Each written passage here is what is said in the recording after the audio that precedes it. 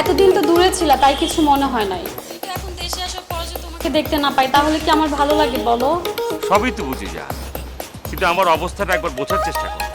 যেদিন থেকে তোমার সাথে আমার পরিচয় হয়েছে সেদিন থেকেই তো আমি উতালা হয়ে আছি যে কবে তোমার সাথে আমার দেখা হবে।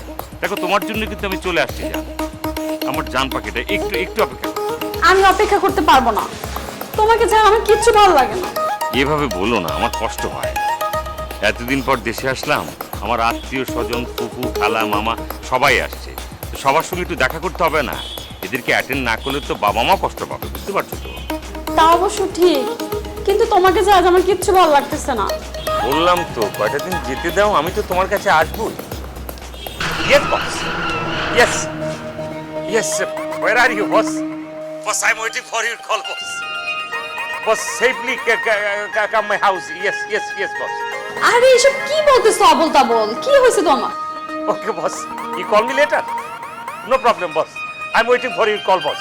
ও আচ্ছা আচ্ছা, তোমার আশেপাশে নিশ্চয়ই কেউ আসছে তাই না? Okay okay okay boss, my family good boss.